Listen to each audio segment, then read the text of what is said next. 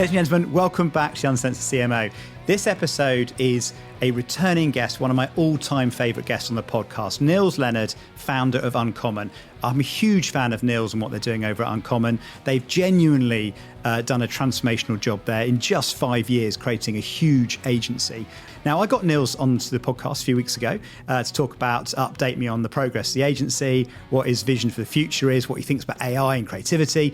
But just after I recorded the episode, I got news that they'd just done a deal with Havas to buy them out. So rather than put the episode out, I got him back to find out more about the deal. What does it mean for the founders of Uncommon? What does the future look like? And will they still be doing the kind of work that we've come to know and love? So this episode is in two parts. Firstly, my conversation with Nils about the deal itself. We'll have a quick break and then we'll get into the original content about the future creativity, AI, and lots more. Nils, as ever, is wonderful, thought-provoking, very profound, and an all-round decent guy. So I know you're going to love this episode, and so here it is. So Nils, we recorded, right, an entire episode. Yeah. You leave here and you sell the business. Like, come on, man. What was going through your head when we were sat here last time? Yeah, I mean, I don't know what I said last time. I mean, I literally have no idea what I said to you because in my head I was just thinking about stuff. I mean, I do have to very quickly stop you there. You sold the business is not... Like, I know it's funny, it's all semantics, but we don't feel like we've sold the business. You know, we feel like we've taken investment for a business that we love, and that's important to say. And some people are like, oh, it's bullshit. I mean, but the more we talk about the deal and the partnership we've made, the more we feel like that's the reason we did it. Yeah. So, but yeah, I mean, sorry on that. I mean, God knows we probably talked about selling cheese or something when... It's good cheese, though. I mean, yeah, sure, man. Yeah, cheese, sure. But the independence thing is a good question, isn't it? Because, like, you know, you've been like the poster agency, studio, I should say, for the last 5 years, very much showing what an independent agency can achieve in a short space of time. You've had amazing success. What does partnering with a bigger network allow you to do that you can't do currently? Thank you for that, first of all. I mean, it's good to hear. We, you know my usual guff, but I mean it, so I'll say it. We always wanted to be, or we're trying to be, a reference point for not necessarily this industry, but just for a creative company and what that might be. In this industry, there are these truths that we think we know that aren't truths. They're stories we tell ourselves based on the past. And in the past, there is this thing that independence is amazing, and when you do a deal, there's a massive compromise. There is this sort of literally a learned reaction to a deal, which is, oh, that's that fucked. And some of the messages I'm getting are lovely, but it's like that we've died or something. Dear Nils. And I'm like, it's really interesting to me. And what dawned on me is we don't have enough stories for a good deal. Now, when we say good deal, people talk about Adam and Eve and whatever, but Adam and Eve grew a brilliant company and then took that company to fix something old. And I don't think anybody wakes up wanting to go and do that. I think you wake up and you want to grow your company and you want to see its path grow. This is a different type of deal. In that it might not be rocket science, but it is a different type of deal in that we've taken some investment, but the company stays as it is. Our name stays as it is. We stay in the same building we want to be in. We make the decisions we want to make. And the guys at Havas and Vivendi understood that. More than understood it, like really got that to not do that would fuck it all up. And that's rare. And I would argue when everybody's making a play for the bottom, and they're all going, it's all about buying data and buying these systems and buying whatever, they're making a play for the top. And I think they're going to continue to. And when you're watching people like Sorrell's profits fall and S4 get battered and you're looking at, Omnicom the same, you have to ask yourself, where's the way out? So forgive me, that's a long-winded answer, but we wanted to be a reference point and want to still be a reference point for how a deal might be done, for what that might mean for starting a creative studio. I've been really buoyed by some of the noise in the industry and the commentary from some people, because I think it displays a wisdom that I was very grateful for. People are seeing that if you can grow a creative endeavor that is purely built around that creativity, then it can be of worth, and it's not about some system or the plumbing or a different data set or some algorithm. In the wake of AI, it's about that very pure human thing. And I just think that's hopefully a great lesson for everybody. And that, I want people to believe. I'd want to believe, if I were looking at the industry, 20 years ago, I'd want to believe you could start a great creative shop and it be of worth. And that's what we're trying to do. So that's a long-winded answer, John, sorry, but I want the deal to be as much of a reference point as the work. Yeah. That's a great way of looking at it. I mean, you've always been super clear about your purpose, the difference you want to make. Does that vision change? Does it get bigger? How do you see it? How do you see the future with Havas on your side? Well, I mean, honestly, we talked a lot, didn't we, before about Uncommon trying to build a company that was on the receiving end of the most influential and important briefs of our time. That was our thing. And what started to happen was I actually started to feel for the first time, 5, almost 6 years in, that our ambitions, it was going to take us too long. And we weren't able to flex our muscles the way we wanted to. And some of the briefs we wanted, we were still unable to go and get for all, and as you look at the States and you look at, the rest of the world and all that stuff, we didn't want to risk the entire business on something that may or may not work in that sense and make everything fall over. I mean, it just didn't strike us as 5 years in an appropriate thing to go and do. So what we said to ourselves, well, look, how can we go and give the States a proper shot? How do we not have to hire B- people because we can't afford A+ people? Uncommon have never done that, man. We've always gone for the top tier of absolutely everything. And so we asked ourselves all these questions. How can we work in the office we want to work in, be in the place we want to be, have the culture we want to have? And all those things are attached to money. They're attached to scale. They're attached to runway. And they're attached really to a lack of fear. And I've worked out that Uncommon are brilliant when we've either got absolutely fucking nothing, like when we started, or when we're liberated to not worry about those things and to just focus on being the best we can be. And I think we're in the latter place now, and it feels a really healthy part of the journey to be in. It's a really interesting way of looking at it, isn't it? Because you're right. As a startup founder, you do make your constraints, your limits, your fuel, don't you? Yeah. You become more creative. The assumption is when the money comes in and the resources are there and the team grows, that somehow you lose that. Yeah. But that's a different way of looking at it, isn't it? So how are you going to keep what has made Uncommon so valuable today? We're not done. I mean, and it was never about, I know it sounds funny, it was never about money. It was about our influence and our impact. And so we're not done. And it's like, if the money is a route to that, then that's fine. And that's completely healthy, I think. This sort of weird creative thing we have around, involving money in a conversation somehow sullies our ability to be creative. I think it's almost the opposite. Gilbert and George always understood it. Warhol always understood it. The relationship with money and creativity is joined. You should be paid your worth, and you should be free of worrying about that in order to go and pursue the best endeavors and believe they will pay you back. I think Uncommon now, I feel as excited as I did when we started Uncommon again. I feel like we've got an amazing business that's starting to work like a proper business now, but I think we're actually on the cusp now of those briefs I dreamt of, and on the cusp of the work we dreamt of. The work we're making this year is work I couldn't have dreamt of, We've got 4 of the UK's top brands in our stable. That used to be the remit of a massive network. It's not, and I'm super excited about it. So I look at that and I look at the world and I look at our capability growth. We've just done a brilliant event for EA games, for the new FC game over in Amsterdam, 3-day event. We completely constructed the physical environment, tech first. We'd never done that before, man. So all that stuff is really exciting to the studio. As we look at physical environment and architecture, things like that have always interested us. We can actually go and give those a spin now. How did the team respond, actually? You mentioned the studio. How, but presumably you had to keep a lot quiet, don't you? I mean, you're all, tied up in legal constraints. What's the reaction from the team when you told them?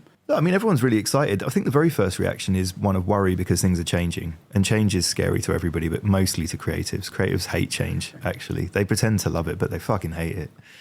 And there are a lot of questions. There was a lot of this thing I'm talking about, the home truths of the industry and the stories of our industry. They all came in the form of questions. So one person said, which I thought was hilarious, they were like, "Oh, are we going to have to work with these like big fucking clients now who like do whatever?" And I was like, you work with British Airways, B&Q, and ITV. And we make great work on these clients. We make great work on these clients. And they were like, "Oh yeah, I suppose we do." Yeah. And they were like, are we going to have to, have targets? I was like, we've had targets since day one. Otherwise the business falls over. Hilarious. But it was like a therapy session for me as much as them, because I realised the actual deal we'd done, the partnership we'd done, in many ways is a massive anticlimax.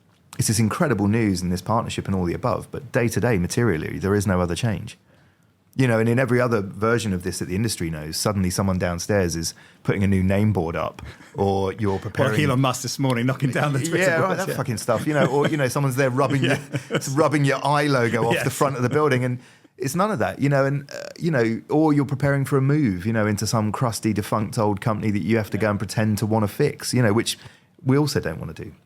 So all those things were actually really, we're really buoyed by that. I mean, he talks about protecting, what it is that makes Uncommon magical. And you mentioned the US. Well, anything else you can share in terms of what this partnership will allow you to do? Yeah, I mean, US seems the obvious. Well, the US and the rest of the world are great for sure, and our capabilities there and our ability to just be in those places more credibly is important. But half our revenues from the rest of the world now, without trying. We've been approached, and we're not going to suddenly turn the eye of Uncommon to the US, and that's all. It's not about that. It's just about wherever those briefs are, we want to be on the receiving end of them. But it's important to say there's loads of other brilliant assets to the partnership with Havas and Vivendi. I mean, those guys, firstly, they genuinely do get it. Okay, I know everyone will say that, but I'll test them to do a deal like ours. Okay, where they've basically gone, here's the runway, we'll get the fuck out of the way, anything you need, let's go. I think that's remarkable. But if you look at Vivendi as a company, they've got Universal Music, they've got Canal Plus, we make film, we make documentary. I'm like, the things we can learn from those guys who play at the top level. I mean, they have Polaroids of the Queen in their office, from when they did the Paddington Bear thing, right? Like, okay, wow. So, they're on a level, man, and I think you go, okay, Universal, Gameloft, all those guys, all those spaces where Desperate to Play in exist, and they have experts there. Yeah. So it's not just about capability growth, it's also about learning. I want our best people to be learning from those places. So it's incredibly exciting. I like that flip on it. So what does it allow you to do? Yeah. I mean, that's incredible, isn't it? Just mentioning those But that things. should be, and I know it sounds mad, maybe I'm repeating myself, but that should be the definition of a deal. Yeah. It should widen the aperture, not narrow it. And I think that when you do a deal and they go, we want you to say, go and fix this company, well, arguably that's narrowing the aperture. You stop thinking about what your company could be and you start thinking about someone else's. Yeah. And I just think that's slightly mad. No, I think you're right. I mean, people do assume, don't they, that, with any kind of acquisition or joint venture or anything like that it's all about the synergy, the reduction, efficiency. Yeah. But actually, I love the framing of, well, what does it allow you to do with extra resource, a bigger network, more people involved, more experts? And if you're Havas, right, let's just flip it, right? Put yourself in their shoes, Donna and Yannick and those guys. What would you do? Like, I think that, I would back creativity in an age where AI is threatening everything. I wouldn't back the plumbing anymore. I mean, you need that stuff, and they have it in droves and all the above. But I would make a play at this point for a way forwards. Yeah. And if they've got partner companies like Canal Plus who are the best at what they do, then they should be looking at that in many ways. And I just think it's a smart move, and not actually rocket science, but seemingly unique. There's definitely an element of don't touch it as well, isn't there? Because just check. So will you, Natalie and Lucy, still be running 100%. the business day to day? Yeah, because that's so important, isn't it? I mean, that's the point. Founders remaining in the business is just essential for for making. We want to remain in the business, but we want the culture of the business, and that word is used too often, I know, in a baggy way. But what I mean is the questions we ask in every review, the questions we ask in every meeting we have, the questions we ask every client as to whether we do or don't work with them, they don't just remain, they're important. They're not something we had to fight for in a meeting room that they tried to remove. They are an important part of what make Uncommon. Yeah. And they recognise that. So all these things are critical, and we're not old. I mean, I'm old comparatively, but we're not. We're not looking to disappear like the elves over a hill on a boat. And we've got loads more to do. And I'm really excited about it. Now, when you came last time, I think we started, didn't we, by saying, what's the one magical thing that's going to happen as a result of this episode? Right? Let me put that question to you now. Yeah. It's like, or maybe as you think about this deal, right? What's the one magical thing you hope happens as a result of, that any of all this? Creative person or any creative company or anyone with an idea that slightly believes that their creative endeavor might be successful, might be well paid at some point, might be remunerated and valued and precious, is proven correct. Brilliant. Excellent, mate. Well, I think that's the perfect place to end. Bye. Thank you. So I hope you enjoyed the first part of my conversation with Nils Leonard from Uncommon about the recent acquisition by Havas and what it means. Now, in part 2, I wanted to ask Nils a simple question. Is advertising dead? Now, the reason for that is he wrote a very provocative article on The Drum, which got everyone wound up. So I wanted to find out from Nils, did he really mean it? Is advertising actually dead? Or was he using it as some kind of call to action about the future of advertising and the importance of creativity? AI is going to strip out so much of the production and behind the scenes that goes into advertising that means now more than ever we need creativity, which I think was the key message. So this is a lovely conversation with Nils about is advertising dead and a few more things besides. So Nils, welcome back to the show. Thanks for having me back on. It was 2 years. I can't believe it's 2 years since we last we last had you on the podcast. Wow. Well, thanks. What's happened in those 2 years? Yeah, a bit mad. It's really good. Uncommon are about 170 people now. We are 5 years old in November. I don't know when this goes out, but yeah, November the 5th, sort of our birthday. We're 6, in November. Yeah, lots of stuff, a bit more global stuff. We've made another feature. We've got another 2 in the can.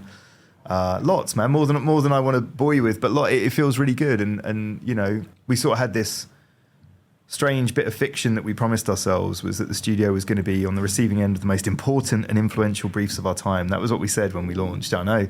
And ironically, we've started getting what I would refer to as some of those. And now my fear is slightly different. My fear is not making the best of those. So that's currently where I'm at. I'm no longer scared of the business just falling over and dying. I'm now scared of not making the best of perhaps some of what we got in front of us. You've got some pretty big brands in the. I mean, the one British Airways, Nike as an example. Yeah, how does it feel to work on such really good big global brands? I realised the other day we have 4 of the top 10 UK brands, you know, in as partners at Uncommon, which I think is amazing. And I'm madly proud of it, obviously, because I really want to be having a conversation around creativity and what that means in the UK. But I'm also proud of it because I think even 5 years ago, people like B&Q, people like British Airways, you wouldn't have dreamt that a startup or a studio of our size would be able to handle that or even be approached about it. So I'm chuffed. I think the world's changed in a really good way, and you know, I don't know, I hope it's affirming for anybody thinking about doing the same thing. But I'm really proud, man, and I feel a heady mix of luck and gratitude and all the above. So you talked about having the steadiness of the business, which is fantastic. How do you keep the creativity at the heart of what you do? Because that's what people are buying into, effectively, aren't they? Well, I think it is. Look, I think it's weird. I feel for the first time like the rules and codes we have and the mechanics we have and the questions we ask and the way we go about our business are the reason it's still alive. And we always, any new client that comes to see us, the very first question we ask is, why are you here? And I never used to ask that at Grey. I never used to say that. I'd be so happy that people were there. I'd be like, I can't wait to show you my work and we've done this thing. And of course, if you don't ask that question, you've no idea whether they actually want what you make. And so we do that. And that tells us, if they say, oh, God, I saw Build a Life, or I saw the British Original stuff, or, you know, I saw the 1 Second Seat thing, you then know that they're there for the right reasons. You know, and they'll want their version of events, but they're there for the right stuff. It's when people say to me, you were on a list and I saw all your work on your website. And I was like, well, you didn't, because our website's a bouncing flag. So it has no work on the website. And I love calling them out. I love calling them out, yeah. And then they're kind of like, oh, well, did I mean your website? And I was like, well, come on, man. Yeah. And so that's good because it flushes out the people that have put you on a list or the people that really want to work with you. Yeah. And then we prioritize the latter, obviously.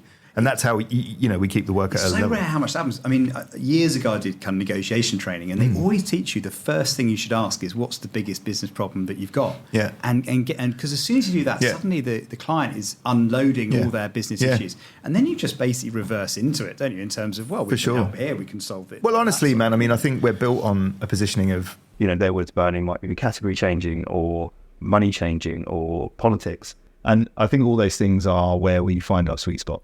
You know, that plus, I think we have some excellent people. You know, I spent some time with Thomas Heatherwick and I was asking him about his business. I'm a massive fan of Thomas and what he's done and his work. You know, and actually he's very divisive in his world, in the world of architecture and design. He's actually pretty divisive. But I was saying to him, you know, that's a 25-year-old business or something now. I said, what's the deal? And he said, look, I've got 10 to 20 people that have been there for over 10 years.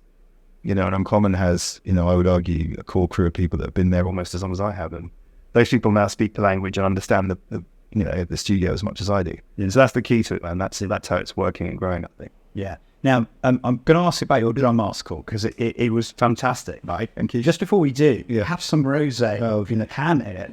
I feel it's now this will go after Cannes, but we are going to Cannes next week. So I feel like we should open this anyway and toast your thanks to rosé in a can. You just said cheers. Cheers, man. Yeah. cheers, dude. Is it gone up in the world? I know. It's like, There we go, delicious. Right? Yeah, indeed. Have you heard of it? Yeah. I loved your article. Is advertising dead? Is it dead? Oh, look. If I'm honest, that article was some speech notes to a conversation that we had during Ad Week here in London. And then I wrote the notes because I'd run out of time and I usually like to memorize things and I ran out of time. I wrote them the night before. So I just read them. And I looked at the notes and thought it's more succinct than I usually am. I thought, well, maybe I'll just ask someone if they want them. Spoke to Amy and the brilliant guys at the drum and they wanted them. I don't think advertising is dead, but I think advertising as we know it, or what you would refer to as the golden age of advertising, absolutely is. And this is never a negative story with me. You know me. I'm not a pessimist or a cynic in that way, and I don't mean it in that way. But I think when we talk about what we mean by advertising, what you find most people doing, particularly romantic people who want to believe in it, is they don't actually talk about advertising at all. They talk about creativity. And then you find yourself going, well, actually, how much of the ad industry is created? And this is my thing. I think that, 75% of companies and 75% of agencies, probably you could remove the word creativity and remove the act of creativity from their business and they would still make money. Now that's talent, because they make content, they make integrated systems, they make delivery, they make logistics, they sell time, they sell speed and people and cheapness and, all that other stuff. All of that's brilliant and necessary, but it's not the same thing as creativity. That's the point I'm making. Yeah. And I'm like, so first of all, there's that. And then you go, well, whether you agree with me or not, luckily, and this is the thread of the article, this thing called AI's come along. Yeah. And so whether you buy my take or not, or you think all that is creative or not, the reason I can prove to you it's not creative is AI is going to take those things and do them better than anybody here can. So it's going to take, frankly, the shitty, quick, dirty parts of our business, and it's going to rinse them. At which point you're left with the only thing we have left to sell, which is the only thing we're actually really able to sell at any massive value, which is creativity and our ability to use creativity to solve problems and make change. Couldn't agree more. So my favourite campaign of yours recently, British Airways. I thought I'd ask ChatGPT to come up with a strapline. So I'll pitch them to you. Tell me what you think. This is ChatGPT. Write me a strapline for British Airways. It gave me 10, right? So you can choose which one you want. Connecting the world with British elegance. Discover the world in style. Fly with confidence. Elevating your journey. Unforgettable moments. The essence of British sophistication. Embrace the art of travel. Redefining the meaning of first class. Discover a world of possibilities. Or fly with the nation's most iconic airline. Incredible. Yeah, great. I mean, that's a salad of completely forgettable words, isn't it? I mean, none of them are, this is the brilliant thing about AI, right? None of them are wrong. Yeah. None of them are wrong, and none of them are really brilliant, though, right? Yeah. And so I think the rule of AI a little bit at the moment, or the rule of the way it's relating to our industry, is kind of acceptable as long as you've heard it before. And I think, weirdly, by the way, though, I think there's an absolute place for that in some people's lives, because I think some people have the same attitude to marketing, which is, as long as I'm not touching the sides, really, and it's kind of an exercise in not being noticed. Yes. And we've spoken about this a bit before, but that's always worried me, is that there's a bunch of companies and brands out there who just want to be in the ether and sort of be around, don't really want to be discussed, don't really want to be noticed. I mean, honestly, it feels to me like the car industry. Risk-free, right? Yeah. Well, the car industry sound like they've had AI for about 10 years before everyone else, right? Well, that actually brings me to the second thing. Oh, sorry. Okay. Well, no, because what I thought I'd do is I'd actually write a script for you. You see, I'm just going to drink this rosé. I'm going to drink all of this rosé now. We even have a script. So I won't even begin to finish this. They've seemed to have written me a 120-second one. So I'll just give you the first 30 seconds. Exactly. You'll get the idea. So write me a script for a British Airways commercial. It's called The Journey Within. Nice, actually. There's an idea. A serene morning. The sun rises over a picturesque countryside.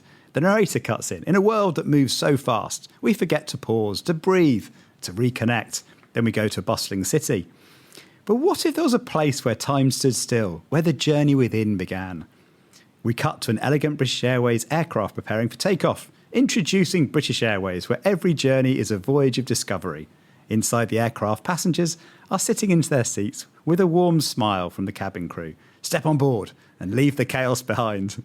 It goes on. You can imagine in fact, I don't even need to read the rest, because you can already imagine. I'd love your listeners to do. I'd love them to annotate all that and then send it around enough so that somebody at one of the airlines, and definitely all of the car manufacturers, actually goes, oh shit, this is actually our script. Well, it is every car ad, isn't it? Well, I'll tell you what it is. It's also every car ad after it's been through research. Yes. I'll tell you what, we're doing the country, but shall we get into the city? Yeah. And shall we get into, you're like, anything as long as it's in the middle. Yeah. I mean, it's weird. It's the sunset, it's the cityscape as you're driving slowly, slow-mo on the wheels. Imagine anything. Imagine. Imagina is akin to Here's to the, which is also one of my I hate.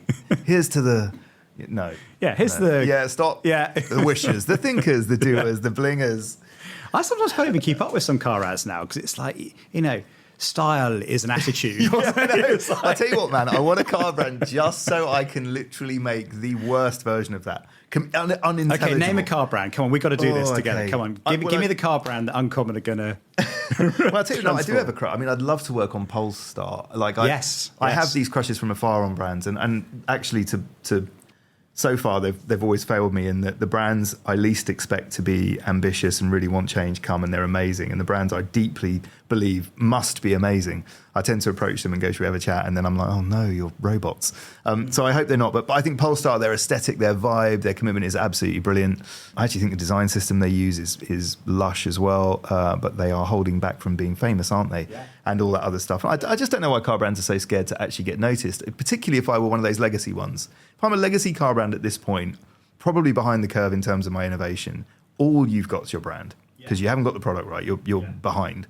So at that point, you're like, why wouldn't you take a chance? And we're at this massive inflection point with EV, right? Everything's changing, everything's up for grabs, and you could just make a once-in-a-generation shift in your brand. Yeah, I think that's it. VW got formed there. I wish they'd take the gloves off a bit. It feels like there's a couple of bosses over there, and one's fun and one isn't. Yes. That's sort of how they feel. I might be completely wrong. That's very naive of me to say that from a distance, but it feels like that. Occasionally, there's a little thing that pops up. And you're like, oh, I remember when they were good. Well, it's like, because we've got a System 1 database, we test all the car ads, right? So we have all this, right? Yeah.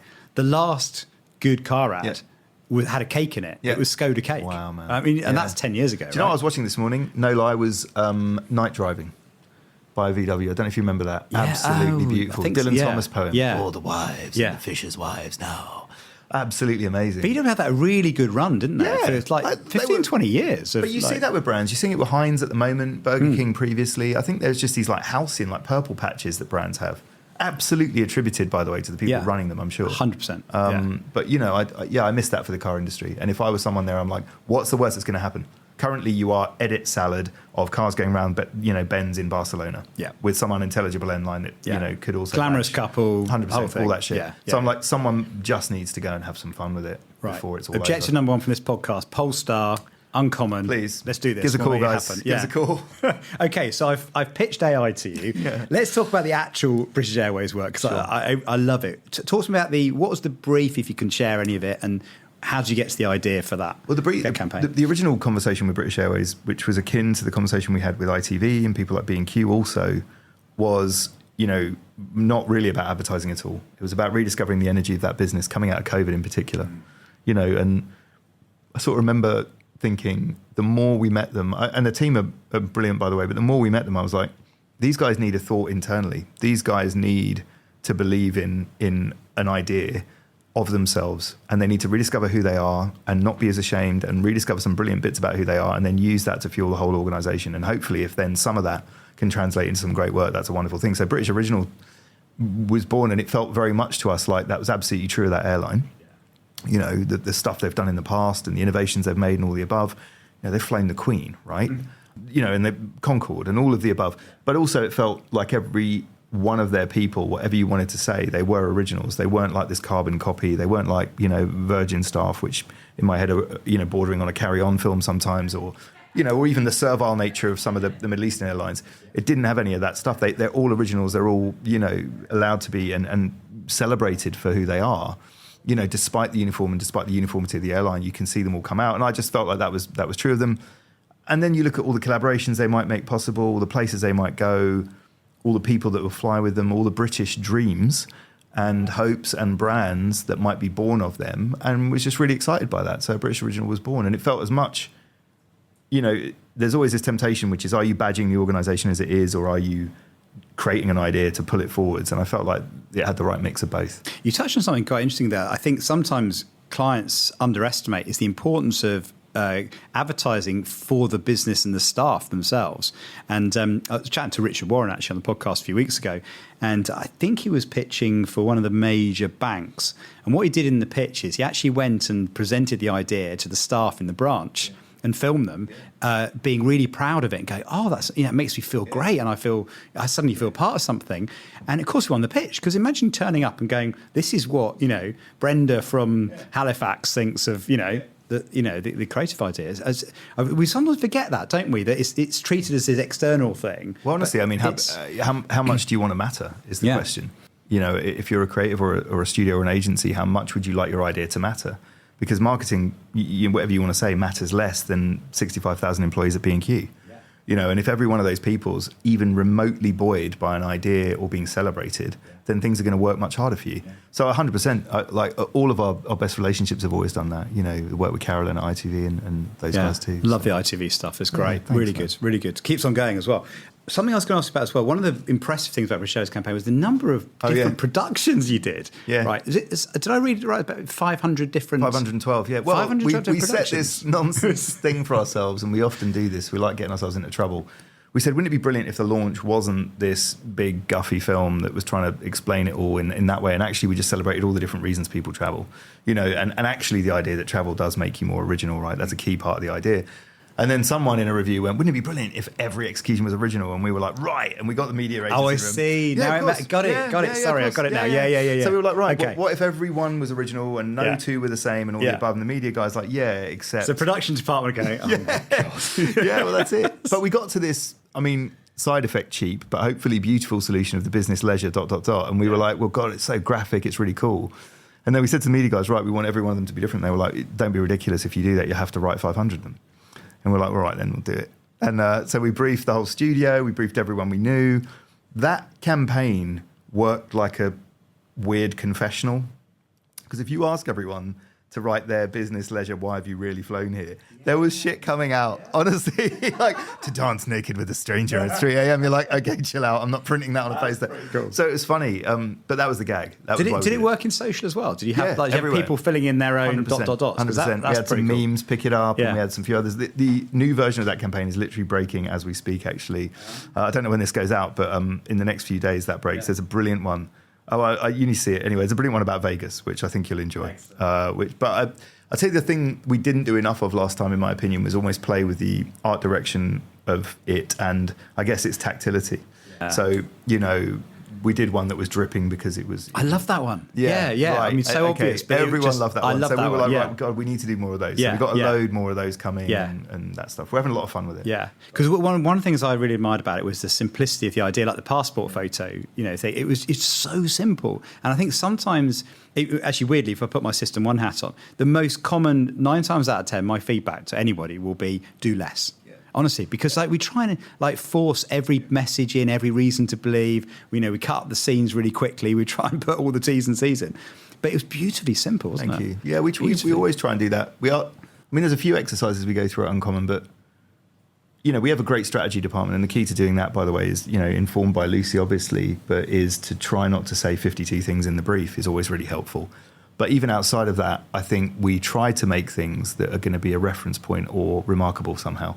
And the things that get shared in that context, if you think about what they are magazine covers, album covers, key images, all that. Yeah. So anything that can be an icon for your idea. So the passports were great once we were onto that. The business leisure ... is like that. The black butterfly for The Guardian originally.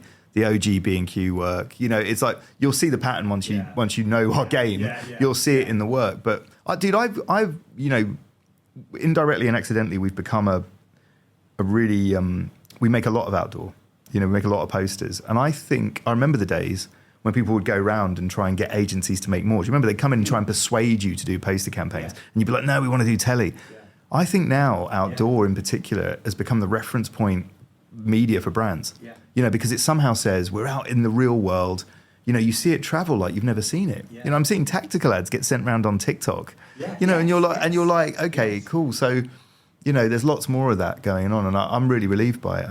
As a designer by trade, I adore the fact that a medium like that comes across that, doesn't it? Yeah. I saw a MailChimp ad and it said this could have been an email kind of thing on a big, massive outpost sort of thing. I thought that's really clever. One of my favourite ones is this Nike piece of work from God knows how long ago now. It was just it looked like it had been typeset in Word, which really moved me. And it just said, yesterday you said tomorrow. And I was just like, oh. And I remember seeing that and it gave me hairs on my arms. And the thing it also taught me when I saw that was, that's not really an ad for Nike. That's a sentiment that I align myself with, that I am hit by, that I feel that I want to share. Yeah. And so if you look again at all our work, we're always trying to push that in. We will grow again. Hope is power. Yes. We are like, okay, how do we say things that just we wish we could put into the world? Yeah. And hopefully they align with the brand. You know what I mean? But that sort of stuff is the approach, I think maybe the challenge out of home is to think about how do we make this so powerful that it just becomes social media. Yep. You know, people No, would it. want to take photos of it. When we did like arts. 100%, man. When we did the early ITV work, but most of the brands, we have a bit of paper on the wall that just says, "Holy shit, did you see that ITV thing?" You know, and that's the brief. That's the real brief, which is, so we're all in a review. There's no like, do I like it or don't I? Yeah. Is anyone going to take a photo of it? What's remarkable about it? Why does it hit you? They're the key questions. There's a mechanic to it. It's not, people assume it's this sort of crafty, artful luck. And it's like, I don't think the best places work like that. I know, because I was commenting on this MailChimp one, and I said, odd media placement, that out of homes, talk about emails. And then I was like, hang on a minute, here's me sharing it to the world, you know, talking about it. I've fallen for the trap, you know. I saw there was an insurer one, wasn't there? A brilliant insurance one, Go Get Into Trouble, which I thought was excellent. You know, you just, any bit of spirit like that, you're just like, well, the world misses it, I think. It does indeed. So let's go back to what's AI going to do to creativity? So, I mean, I think we're going to, if AI can take care, as you say, of all the kind of the shit stuff, what does that mean for creativity? Well, it's going to liberate it. It's going to make taste important again. You know, if you look at, you did ChatGPT, which I think is interesting, and you were looking at that. If you look at Mid-Journey and the images it creates, they all have the same grade. Yeah. They've all got this weird, deep, saturated, dreamy vibe. We're going to get really sick of that really quick. Everyone's going to be putting in Jürgen Teller shots, point and click, Terry Richard, you know, because we're going to get bored of it because we are constantly in a search for new as an industry. Yeah. And so I think what's interesting is it's going to make taste really, really important again. Anybody bringing new vibes, aesthetics, musics, energies to the mix, those people are going to be more important than they have been, you know, because you're going to see a swathe of stuff. I mean, honestly, I really do think it's going to bring the importance back to creativity in its broadest sense. Well, in a way, the threat means hopefully that's inevitable, right? Yeah. Because you won't have a business. If your business is reproduction or, you know, making 10,000 iterations of a standard ad, you can't, you know, that can be outsourced now. Some people will do that. And their argument would be, well, it's how creatively you harness AI to do those things. And I'm in agreement with that. Some people are going to make a fuck ton of money doing that.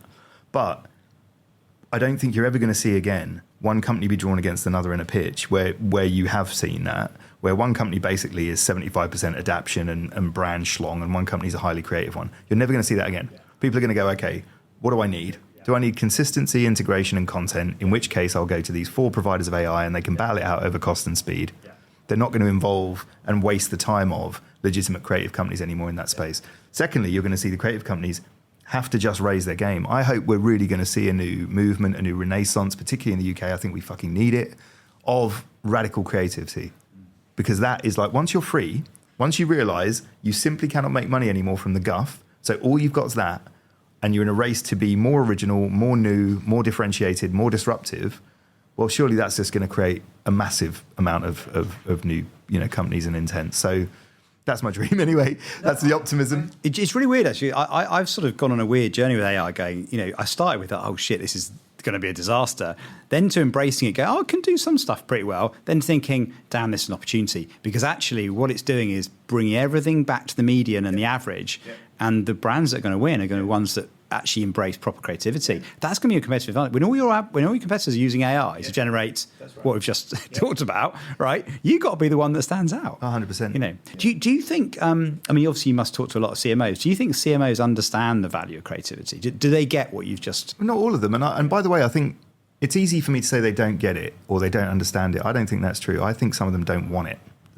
So define creativity. My definition, and this is the problem, right? When someone goes into a room, I talk about this a lot, but when someone goes into a room, they go, I'd like a creative idea.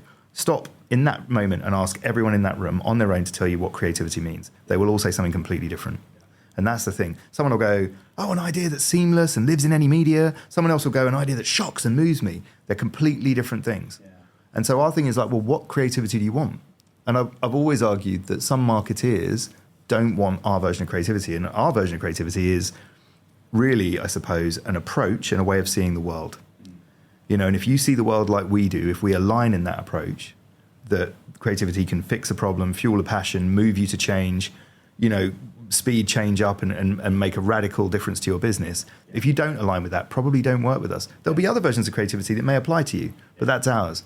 I've always loved the analogy when you look at fashion or you look at any other visionary, everyone's like, Virgil Abloh is such a visionary. Virgil worked with cotton like H&M worked with cotton, like the store on the corner works with cotton.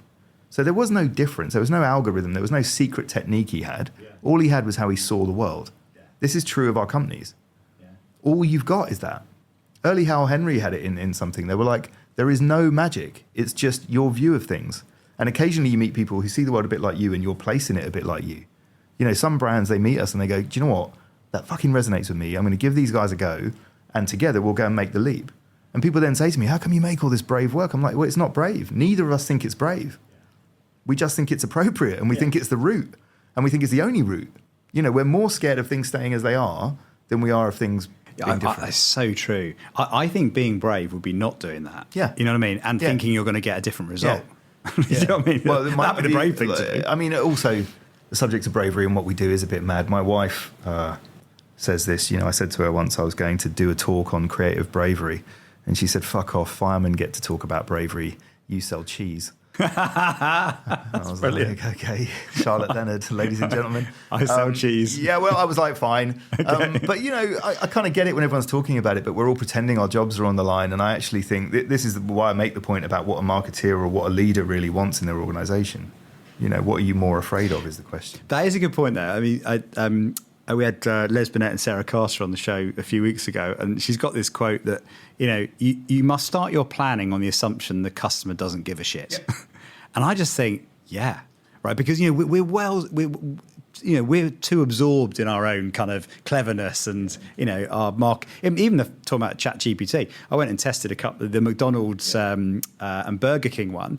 And, you know, literally, if you read LinkedIn in the last week, you'd think this was the biggest revolution in flipping marketing that's ever. You know, they scored average, right? Did anyone mention ChatGPT in the feedback? No. They honestly, they didn't even know it was ChatGPT. So the average person down the street is not getting themselves worked up by Burger King and McDonald's having a face-off on who can write the best ChatGPT ad. They don't give a shit. We're talking to ourselves. Exactly. And by the way, I think as long as we know we're talking to ourselves, I don't think that's a bad marketing strategy. I've always believed this. People ask me why. They were like, oh, you know, when you launched that coffee halo, you just launched it to the creative industry. I was like, yeah, the really highly paid, progressive creative industry who like coffee. I was like, yeah, you're fucking right, I did. Of course I did. But I think marketing to ourselves is absolutely fine. But I also think we've got to own when it's not really popular. Actually, I get that as well. I've been criticised for, John, you're just marketing to marketers. I'm going, little secret. They're my audience. Yeah, and there's like 10 million of them. And do you know what? They're well paid and they buy stuff and they're influential. Yeah, that. I'm just no shit, go figure. That's not an excuse though, is it really, to run those kind of indulgent ads? They're hoping they're going to make waves when they do a case study. So like, I'm in agreement. The other thing though, by the way, is that if we wanted to think about what the real world think, you know, yeah, they don't give a shit about you, but far worse than that, you know, 75% of brands could disappear tomorrow and no one would care. Yeah. So never mind the fact they're not thinking about you. Yeah. They're actively ignoring you to the point where if your brand isn't innovating, you are going to die, man. Yeah. It's not up for debate. You just are. You know, IKEA's head of sustainability said we've reached peak stuff. I've said that before, but I love that phrase. The idea we're full. You know, in the West, we have enough things. You know, the sentiment now is we don't want more things. We want a different relationship with the things and products in our lives. I just think all that's telling. And so if you're looking at creativity and what it can do, you're not going to look at AI and go, how do I solve those two things with AI? Yeah. You know, what's AI going to say? Matter more? Well, I think it gets even worse. I mean, you talk to, you know, look at behavioural science. Actually, too much choice is stressful, and we can't make decisions when we're confronted with, you know, actually fewer things is also easier. I also think, lastly, I mean, I really believe this is a very uncommon sentiment, but Daniel Ek from Spotify said the value of a company is the sum of the problems it solves. And I've just always loved that. And then you think, well, the value of a creative studio is the sum of the problems it can solve. And the value of a creative is the sum of the problems they can solve. And you go, okay, just unpick all that. That's brilliant. And that's pretty much our view of it. And that's what we forget, isn't it? That's what we forget. We're here to solve problems, right? Well, and then we get too wrapped up in how we solve. You know, well, also, what problem are you solving? We'd like things a slightly different shade of blue. That's not a fucking problem. Yeah. We'd like things slightly more consistent. That's also not a problem. Yeah. It's really not. You know, so I'm like, that's where we go wrong, is we're like, well, okay, this whole campaign, this whole pitch, we're organised to solve this problem. Well, what problem? We want a 1% uplift in pie sales. Okay, it's not really a problem. We'd suggest you probably go somewhere else at that point. All right. What are the biggest problems that we as an industry need to solve? Well, man, the fact we're being ignored, the fact that people are paying actual money to avoid us. They're paying actual money, John. Their hard-earned money to avoid our whole industry. Exactly. Probably that one. There you go. Start there. I honestly think we've got to look at talent. We've got to look at why I'm consistently having conversations with my peers around where's the creative leadership gone, you know, in our industry, in this country, in Europe, in the world. We've got to look to the fact that the platforms have grown and done their thing. But really, I think, and I'll say this, I think they've hijacked some of the best creative minds from our whole industry and made them disappear. You know, they've gone off into the ether, and now they might be earning great money and having lovely lives and all the above, but they're now invisible and not playing a part in our industry. And so I think that's a problem.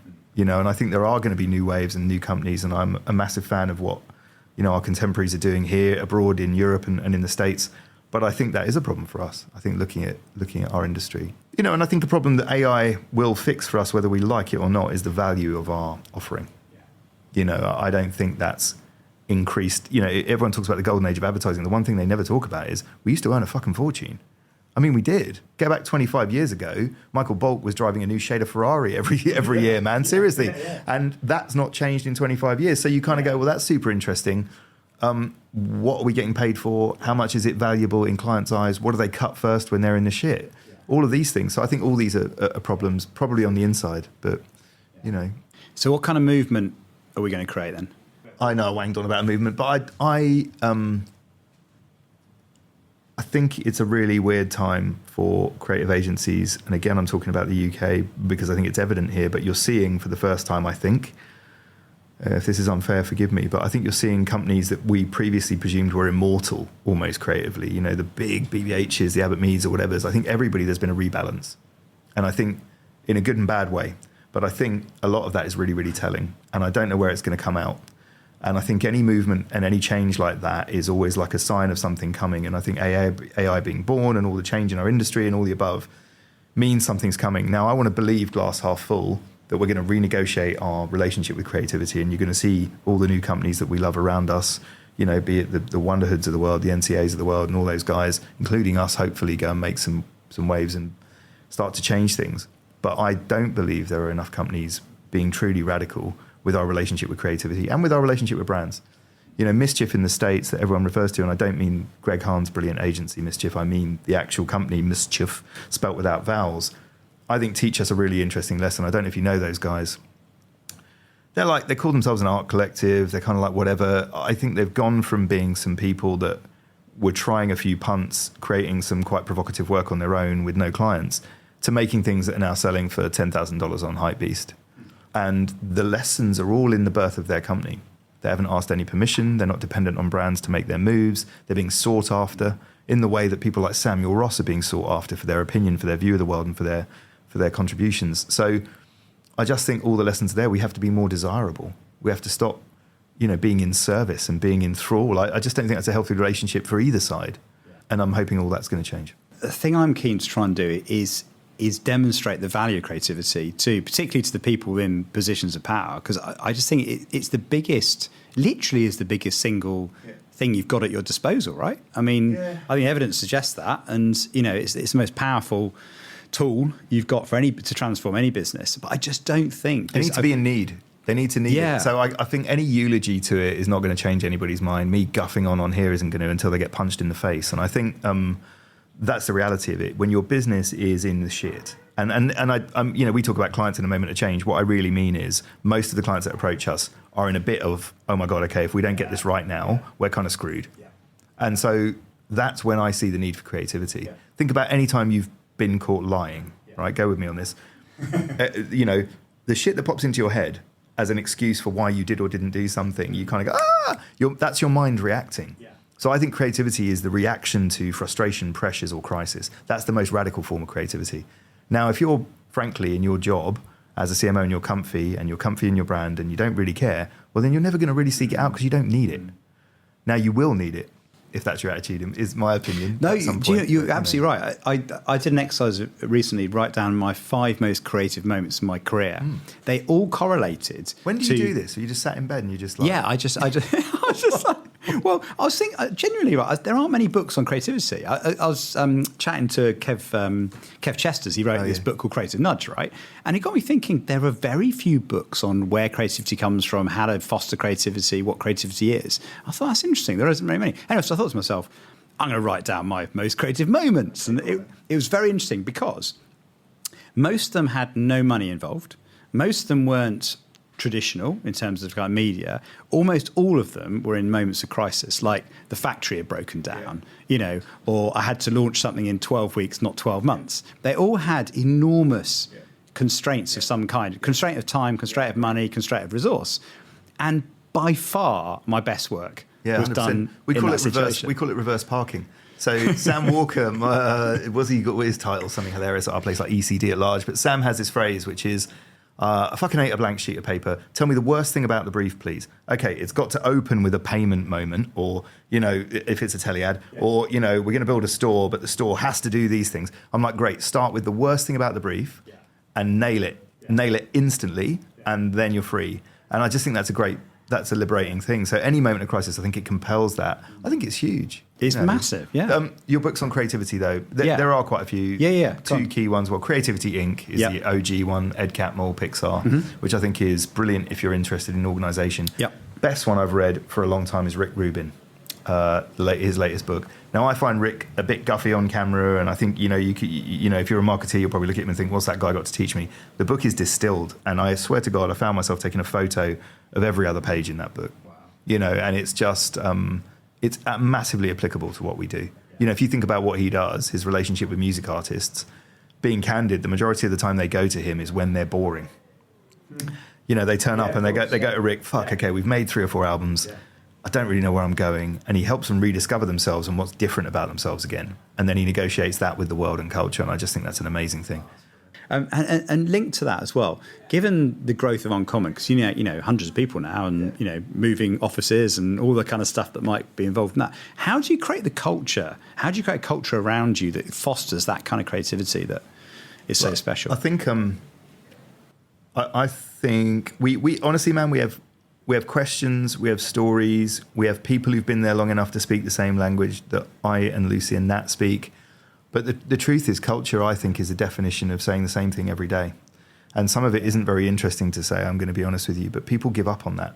I remember seeing a guy talk on this thing once, and he said, so I turned up, first 6 months, sort the culture, that's sorted. And then I was like, fucking what? Yeah. No, you didn't, man. What? And because culture is something you live every single day. Yeah. So we have a culture for our work, and we have a culture for how we work. I would argue most places don't think that hard about it. So we ask key questions of the work, what friction is it resolving? Is it dancing on a fault line in culture? Why will anyone talk about it? What's the icon for the idea? How is what we're making original or standout? What are you going to feel at the end of it? All those things we think are hygiene factors for getting to great work. They're ours. They're not everyone's, they're ours. We then say, well, here's how we work. We have no passengers in every meeting. We have no passenger clients. So we don't have a single client that just keeps the lights on, in inverted commas, and we won't take one on for that. There are these rules, I think, that define a culture. I think it's used lazily, that word, a lot of the time. We have a lovely culture. Do you mean fucking beanbags and yoga? Because that's not a culture. And I get kind of annoyed by that, because I think also that type of behavior removes the performance from our industry. I really do. And I know some people are like, it's not about that, it's about being happy. I'm like, well, I would argue that the majority of people at Uncommon are happy because they're making the best work of their lives, and that their job is fulfilling, not because they have a yoga morning on a Thursday and everyone gets a neck fucking tattoo at some sort of away day. I'm like, there's no point if you're like happy on beanbags and we've missed all our targets and we've now got to fire someone. Well, that's it. That's what I mean. No one's happy. No one's happy in that situation. So all that stuff, I think, is stuff we believe. I learned something. I mean, this might be useful to you. I used to try and make these lists at Grey, or a bit like you, I sit around thinking about nonsense, and I was like, right, here's the things that I think make, and I was learning my shit at the time. Yeah. But I was like, does the idea do this? Does it? And I was like, Christ, okay. And then I realized some of the best ways to teach people about things are just to tell them a story, a real story about a person who literally epitomizes the thing you're trying to do. And so we've started doing that. So we're making a little book. Hopefully it'll be out soon, but we literally have just a series of stories about people that work at Uncommon, or moments that have happened, or literally WhatsApp exchanges, where you can see far more than I could explain to you in rules. You can see the evidence of what we're talking about. One thing I've noticed you do actually quite a lot is you create and invent things like, launching your coffee, for example, or creating the middle finger flower display. Where is that kind of, walking the walk, or what's the thought behind kind of making things as well as... We want to be prolific, and we don't want to be dependent. There's a lot of talk in our industry of, we were going to do this thing and then the client didn't buy it. We waited 9 months. They're still saying they're going to do it. How can we be dependent on them to make our dreams come true. We have this phrase, which is, are you dependent on people less ambitious than you to make your dreams come true? And I just think the definition of insanity isn't them not letting you. Yeah. It's you still asking. Yeah. And I just think that's the bit that really does my head in. It's like, guys, it's their fault all the time. I'm like, it's not their fucking fault. It's your fault. You keep asking. Find a way to go and do it. And this is the mischief example I give you in the States, is those guys fundraise, make their own money, hustle away and get it done. And it always pays you back, man. We did the big gay donation with Miriam Margolis. She got on board for free just to make that point. Everybody involved in that project just wanted to do that, which was a crowd-funded bribe, obviously, to host the World Cup in somewhere that wasn't LGBTQIA unfriendly. We do a lot of stuff like that because we want to be prolific in the world and make our difference, but we don't want to be dependent on people around us to do it. We want to work on our clients' briefs and for them to make similar kinds of impact, but I don't want to constantly be asking them for permission. I think the other thing people may not realise looking in is the power of generosity as well. Like if you give stuff away like that, or ideas away, or make things. I mean, I found this on the podcast. People say to me, Jon, why are you putting all this time and effort into giving away all this free content? I can't tell you the amount of connections, the amount of good stuff that's happened, the people that have sold more books or been on stage or connected, or amazing things happen, and then you get flooded with people going, oh, we'd like to involve you in something, or come along to this, or it's incredible. No, I love that phrase. I think you're absolutely right. Vicky Maguire has this thing which is the world loves oxygen or loves a gap or whatever, but I think when you put things out there, stuff does just happen. It really does. And even sometimes in your gut you can feel that you want to, and I think you just don't have to justify to yourself. If you're getting that feeling, that's enough, go and do it.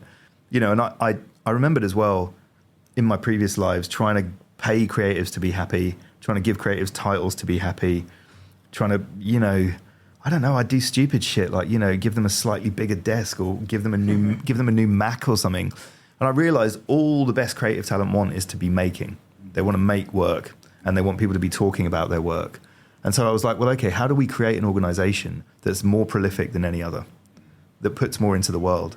So we have a thing called faff tax. Do you know about faff tax? No. Okay, so one thing we realized is in our industry, you can get paid a vast amount of money to make decks.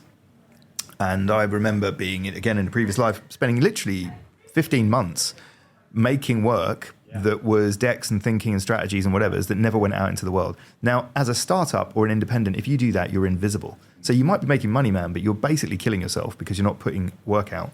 So we said, okay, how do we get around that? Well, we're going to make this thing called faff tax, which is if within 6 months we haven't made something, we're going to charge you 25% more. Wow. If we haven't made something. What, for the clients? Yeah. Right, so, oh, really? Yeah. We've never had to do it, man. People seek us out for it, but think about it. Well, it goes up 50% if it's a year, and then just keep putting the price up. But if you think about it, it's not... People are assuming that just winning these bits of business and just being paid is value. And I'm like, it's not. If you're in the business of creativity and you're not making, there's no output. Yeah. Ultimately, it's worse than just making money. You're actually doing yourself a disservice because you've got the best time of your best people. And it's opportunity cost, presumably, of not making work for other people that could be amazing. That. And every time, by the way, we've walked away from one of those opportunities, every time we've done it, another one has come that's more appropriate. I promise you. I just wish we all had a bit more faith. That is so true, because I think this is what a lot of founders and startups don't realise. I mean, I feel the same. You feel that nervousness of going, is it going to come in? Yeah. And it always does. Yeah. And even though you look back and go, well, in the last 6 months it's come in. Yeah. I can't see it in the next 6 months because it's blank, but it always comes in. Believe, you just have to make the jump. Here's another thing is like, when we started Uncommon, we told everyone this story about ourselves, but it was a lie until it wasn't. It was a story. We want to build brands of well wishes. He says, we're going to do all this stuff. Yeah. And when you make your first bits of work, if you haven't reneged on your values, you have to take a beat to say to everybody and yourself, this is what we meant. So OVO, our first bit of work, Slayer, all that stuff, Green Energy, WWF, all those moments are the evidence of that belief working. And so when you start doing that, you start realizing, you start believing. You do. And it sounds incredible, but why have we all been talked out of that? I just think there's something in that, Jon, which is, I know. Yeah. Why doesn't this industry believe we can do that? I know. I think that's huge. That is huge. So. I mean, this is a very cheap example, but I remember when I started the podcast, I borrowed the Paul Arden. As you read the book, it's not how good you are, it's how good you want to be. And it was his subtitle that caught my eye, because it said the world's best-selling book by Paul Arden. I'm like, that's genius, right? Anyway, so as a joke, I called my podcast the world's best-selling podcast by Jon Evans, the world's number one podcast by Jon Evans, right? but people thought it was true. They didn't get the joke. Yeah. And then I tell you when it really is going back to AI now. So I had this guy in America, right? And he did this video review, like a massive takedown of me. I mean, basically, I had Bob Hoffman on and we were just, shooting the shit about digital and scamming and all that kind of thing. Anyway, he did a review and just said, this guy's not uncensored, he's too polite, he's too British, it's tyrannical, it's bullshit. Anyway, he goes off on me. Like a 7-minute video dedicated to why this podcast is shit, right? Yeah. And in those moments, you think, okay, what do you do? Do you kind of, I might as well engage with it and have some fun. Anyway, end up playing with it and it was fine. And we had a bit of a laugh or whatever. It was good. Anyway, I sent him a message. I said, why pick on me? Right? You've got a world of podcasts out there. He said, you're the world's #1 podcast. I've got two stories for you and I fucking love that. One was when we came out, about 6 months out, someone tweeted at Campaign, for fuck's sake, at Campaign, you'd publish a story about someone having a shit in the Uncommon toilets. And so we made 100 T-shirts out of it. And then we got talking to him, and now the guy is like, literally, he's like, no, we're really close and we talk a lot. I'll tell you what did happen though, and I think this is really important. Like, I think there will be haters. When you go and do something, whatever we want to say in this industry, I really don't care, particularly creatives. For one reason or another, we all talk a great game, and that's so lovely, and they're so lovely. But we are terrified and threatened, I think, and the worst at someone doing something new. I think somehow innately we feel like it's going to fuck with us. And Uncommon came out, and I started to write articles and say stuff, and some people just didn't like it, man. And this one guy, I believe in taking that head on. I don't like the fog of social. I don't like the distance, this supposed distance. And one guy got really, really rude and started tweeting at me and saying really inappropriate shit about my family and my life. So I tracked him down, because he's on Twitter. And I we worked at the Martin Agency at that point of time in the States. So I called him. I said, hey, hi, it's Nils. Oh, hi. And I just went, I've got a wife, I've got 3 boys and whatever, and you're on Twitter and we don't know each other. I said, but I do know 2 people who work in your company, man. And I said, so it's good, all this. I said, but do we know me? Have I offended you in some way? No. I said, cool. Well, if you do it again, then I'm going to get on a plane, I'm going to come over there and see you, and we're going to have a chat about it. And he was like, oh, no, that's not what I meant. And I was like, but it's weird because people need to get real. It's like, I just think that distance is unhealthy. That said, derision's great. It's fuel. It really is, because the other thing I realised is, honestly, if you're being debated, if people are devoting 7 minutes of their life, you are doing something with some traction, And the positives are also true. I've had people write to me off the back of our chat and other chats I've had, and 90% of our chat now might be guff, right? Yeah. But there might be 6 seconds of it that just hits someone, and they go, fucking needed that. Yeah. And you never know what that is. No, you never do. No, it's almost impossible. I mean, I'll listen back and go, geez, that was genius, that little bit there. Yeah. A little bit, I'll... random bit, someone will write in and go, do you know what, that has changed my life. And I needed that, John. I needed that. I need those things. When you read stuff or someone says something, you suddenly go, that's the bit. Fucking hell, why did I forget? So it's good. It's real fuel, that, isn't it? Yeah. Really good. Let's imagine we're down the Gunmaker's pub. Oh, yeah. Right. And he says, love that place. Exactly. We've been there a few times, just down the road. And I love your ambition when you started, creating brands you wish existed in the world. What would, if you weren't here today as, successful owner of a big ad agency, what would you create today? Oh, God. Well, this is an actual plan. So this is not this isn't an actual answer to your question at all. This is what I'm probably going to go and do at some point. This is great. But I've got a crush on fragrances. I don't know if you know this, but I'm obsessed with them. I'm obsessed with fragrance in general. Can you do some candles during lockdown? Yeah, we did. Is this like an advanced a little bit. With the guys at Earl of East, who are brilliant. We made candles, I don't know if you remember, called Sense of Normality at that time. You couldn't do anything in lockdown. So we made these candles that smelt like stuff you couldn't do. Not the nice things. Like we made one that smelt like a cinema, with a hint of third base in the back row and some sticky old Haribo. We made one that smelt like a pub, with a slight sense of urine-soaked seat. And we made one that smelt like a music festival, with a waft of weed in the air. And so we loved all that. But I've got this crush on it. Now, this isn't necessarily at all, all my talk of the sum of the problems we solve and all of that. But I was also obsessed in my youth with fragrance commercials and the fact they didn't have a narrative and they were artful and all the above. But if you stop and think about fragrance, all it is story. Currently, it's a terribly told story.